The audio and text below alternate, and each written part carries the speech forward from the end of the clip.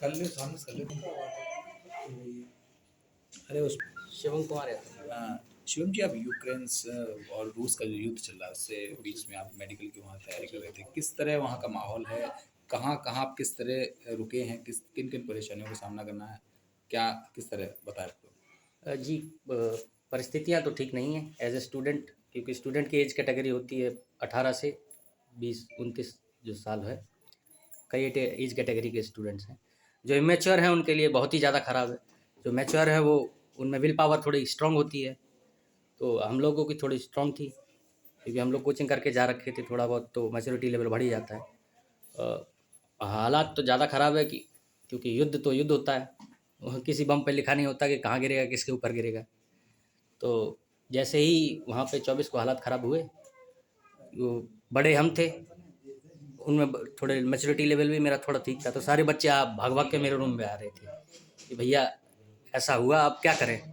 Embassy की तरफ से तो क्लियर कट गाइडेंस नहीं था हम लोगों के कि आप लोग निकल जाइए। तो जो भी करते हैं हम अरेंजमेंट्स, वो अपने रिस्क पे करते हैं।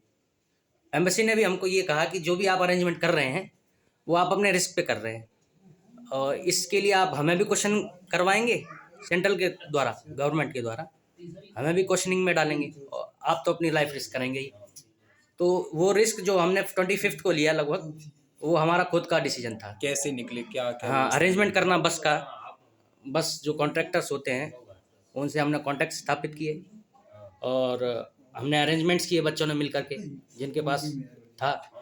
तो 1-2 लाख की जो बस है, 1.5 लाख की, वो 50 बच्चे वहाँ से उन्होंने अरेंजमेंट किया।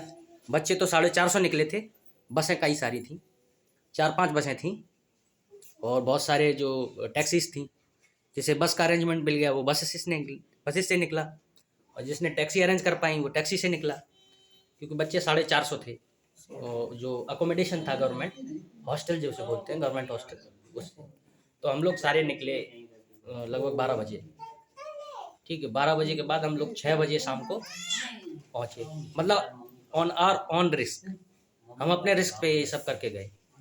क्या यूक्रेन बॉर्डर पे आपको वहाँ की सेना ने परेशान किया किसी तरह से? हाँ, यूक्रेन बॉर्डर पे हम लोग पहुँचे, क्योंकि अगर पास वो इजीली पास करने देते तो इतना ज़्यादा भीड़ एक्यूमुलेट नहीं होती। मेन कारण ये था पूरी सफरिंग का कि भीड़ ज़्यादा थी और पासेज कम था। जो ऐड हो रहा था वो ऐड हो ही रहा था। ऐड होना मतलब परेशानी का बढ़ना।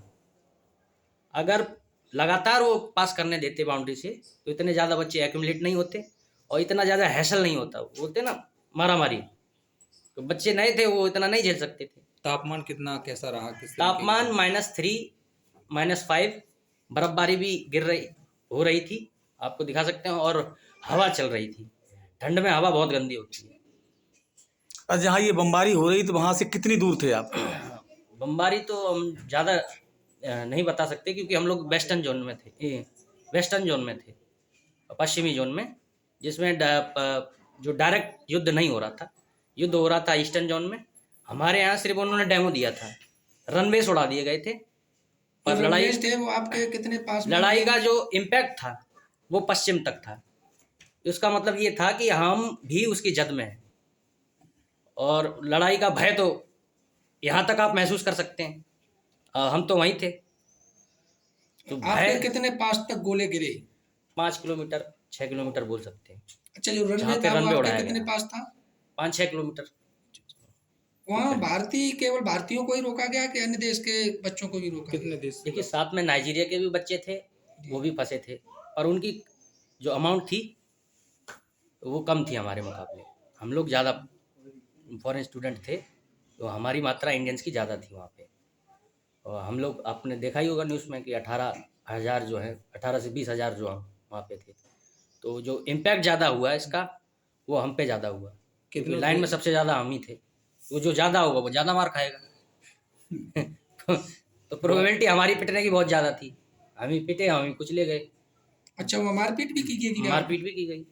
मारपीट कौन लोग करते थे? ये यूक्रेनियन सोल्जर के। हाँ, उनका गंदा व्यवहार, लड़कियों पे पेपर स्प्रे कर दिया। पेपर स्प्रे, शायद से आपको पता हो, सलाइवेशन होने लगता, उल्टी होने लगती, छींकें आने लगती, आँख नहीं खोल पाता।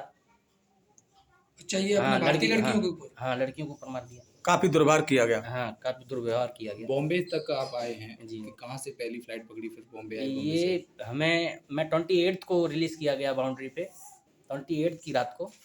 28 की रात को के बाद हमें 3rd को फ़्लाइट मिली रोमानिया से। वो 120 की फ़्लाइट थी, पर डिले उसे कर दिया गया क्योंकि बच्चे आ रहे थे, टाइम लगता है, तो वो 2 ढाई बजे वहाँ से उड़ी और 4th को 5:30 AM को वो पहुंची आपके मुंबई पे छत्रपति शिवाजी टर्मिनस। वहाँ से किस तरीके की? वहाँ से हम लोगों को अरेंजमेंट जो किया गया यूपी गवर्नमेंट द्वारा, वहाँ से हमें अराउंड 2 PM की फ़्लाइट जो है दिल्ली के लिए मिली। अच्छा, इस बीच क्या क्या कठिनाइयाँ आई आपके सामने? कठिनाइयाँ तो सभी कुछ थी पूरा सवारी पर कठिनाइयों भरा था। अच्छा, जैसे खान पान? देखिए, खाना पीना तो प्रायोरिटी में नहीं था, बच्चों को निकलना सेफ था। हमारा खाना पीना बॉर्डर के पार भी हो जाता जी। अगर वो हमें तुरंत छोड़ देते, तो पूरे अरेंजमेंट जो है एम्बेसी के द्वारा किए गए थे रोमानिया गवर्नमेंट में। हमें उनका एक खाना भी नहीं चाहिए था, हमें बस ये था कि हमें सेफ पास चाहिए था। उन्हें हमें सेफ पास क्यों नहीं दिया? हम लोगों को अक्यूमुलेट करके क्यों रखा? अक्यूमुलेट करके रखा और प्लस धुलाई भी दी बच्चों। अच्छा, इस समय लाइन में भी लगना पड़ा होगा आपको? लाइन में बहुत लंबी लाइन थी।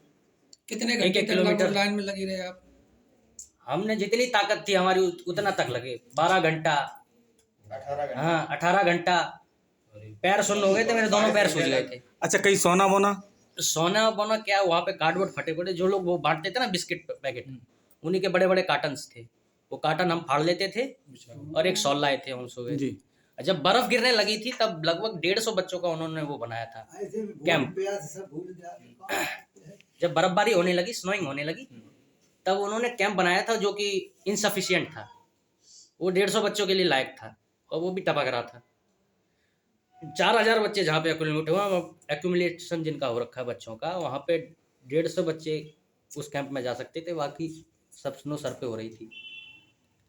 तो अच्छा, जैसे दिल्ली से बम्बई पहुँचे, फिर यहाँ हाँ जी, यहाँ मैनपुरी कब आना हुआ? मैनपुरी वहाँ पे हमें दिल्ली से इनोवा लेने आई एयरपोर्ट पे, सरकारी जो महकमा है उसके द्वारा। उससे हमें लगभग 4-5 बजे के आसपास यूपी भवन ले जाया गया। वहाँ पे हमने खाना खाया, आराम किया। उसके बाद हमें ये गाइडेंस दी गई कि जब बच्चे आपके जोन के इकट्ठे हो जाएंगे तब तक आप आराम कीजिए, हम आपको इन्फॉर्म कर देंगे। तो फिर हमें लगभग रात के 5 बजे जो है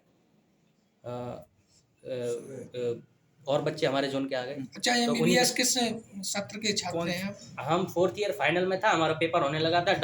डर्मेटोलॉजी जो है हमने क्लियर कर लिया था, पास हो गए। पूरा नाम क्या है आपका? जी, हमारा नाम शिवम कुमार यादव है। किस यूनिवर्सिटी से थे? तो हम नेक्स्ट कुछ मंथ हम 5th ईयर में आ जाते हैं। अच्छा, समझो एक बात बताइए, हमारे ये बात काफ़ी जहन में गूंज रही है, ये अपने भारत के लोग ये विदेश में ही क्यों पढ़ने जाते हैं, क्या कारण है इसका? जी, ऐसा है कि आपको पता है कि हम लोग 10-12 लाख जो बच्चे हैं एंट्रेंस देते हैं, ठीक है। उसमें से गवर्नमेंट सीटें हैं जो 20,000 के आसपास, जो 20-30 हज़ार जो है होती हैं। उसके बाद सेमी गवर्नमेंट और प्राइवेट कॉलेज की 80,000 टोटल सीटें हैं हमारे पास। हर बच्चा अपना जो एस्पायर करता है अपनी लाइफ एज ए डॉक्टर, वो डॉक्टर नहीं बन सकता इंडिया में। अगर वो प्राइवेट में जाएगा तो उसकी फ़ीस 1 करोड़ है। बोलने को होता है सरकारी में क्या कम फीस में हो जाएगा, है कि नहीं? तो इतनी फीस हम बियर नहीं कर सकते। तो हम ये ऑप्शन देखते हैं कि किस कंट्री में थोड़ा अफोर्डेबल है। अफोर्डेबल मतलब हमारे पेरेंट्स अफोर्ड कर सकते हैं, हम तो कुछ नहीं कर सकते।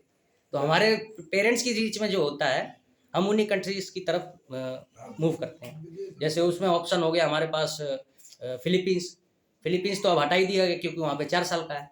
हमें 54 मंथ का हमारा MBBS होना चाहिए, तो फिलीपींस हो गया। एक ऑप्शन चाइना हो गया, और बांग्लादेश हम प्रेफर नहीं करते क्योंकि आप जानते हैं। और ये नेपाल हो गया, नेपाल की भी फीस तगड़ी है, वो 64 लाख तक पहुंच जाती है। और उसके बाद हो गया रशिया, किर्गिस्तान, कजाकिस्तान। इनका तो जो फीस है वो रीचेबल है और अफोर्डेबल है। और यूक्रेनियन हो गया, वहाँ पे 30-40 लाख में हो जाता है। तो जहाँ जहाँ अफोर्डेबल होता है बच्चे वहाँ मूव करते हैं। भाई जो सपना देखा उसे क्लियर तो करना ही है। देर सवेर जब रुपया उनके पास हो जाता है, वो लोग नीट जो है उसकी एलिजिबिलिटी क्राइटेरिया को फुलफिल करके और वहाँ पे चले जाते हैं, मूव ऑन कर जाते हैं। बहुत बहुत धन्यवाद आपको। जी समझाना और सामान्य होना चीज़ों का वो अलग चीज़ है। मैं वही पूछ रहा हूँ आपसे कि अगर मान लीजिए जंग थम गई, जी हालात सामान्य होने में, चूंकि जंग के हालात हैं, वर्षों लग जाएंगे हम्म। उस कंडीशन पे आने पे। जी जी आप डॉक्टरी फील्ड के हैं, जी अगर यूक्रेन गवर्नमेंट आपसे ये कहती है, आपसे क्या जितने भी स्टूडेंट्स हैं जिन्होंने वहाँ से MBBS किया, 4th सेम 5th सेम पढ़ चुके हैं, वो ये कहती है कि आप आइए और हमारे यहाँ पर आपको जॉब करनी पड़ेगी, इट्स कंपलसरी, जितने भी हमारे घायल हुए हैं उनकी सेवा करनी है, तो क्या जाएंगे? एज ए डॉक्टर ग्राउंड हमें काम कहीं पे भी मिले, काम हमारा डॉक्ट्रिन का है, मदद करने का है, हम करेंगे। ये हमारे यहाँ की उत में भी है, वहाँ की उत में भी है, वो काम हम करने से नहीं हटेंगे। बट अथॉरिटी हमें मिलनी चाहिए, एडवाइजरी हमारी गवर्नमेंट की होगी, हमारी गवर्नमेंट को असर करो, हमारी फैमिली को असर करो, हम किसी भी ग्राउंड अगर यूक्रेन ग्राउंड पे काम करने के लिए गवर्नमेंट हाँ इंडियन गवर्नमेंट को ये अश्योर कर देती है, हाँ तो और आप लोगों से एक अपील की जाए हाँ, कि हमारे यहाँ पे कैजुअलिटीज ज्यादा हैं, घायल बहुत हुए हैं, तो हमारी हेल्प चाहे कीजिए। रशिया में हो कैजुअलिटी, चाहे यूक्रेन में हो, हम काम आप एज ए डॉक्टर हम आप किसी भी वहाँ ग्राउंड अरेंज या अटेंड जा करके करेंगे लोगों का। करेंगे। चलिए, ये बड़ी बात है।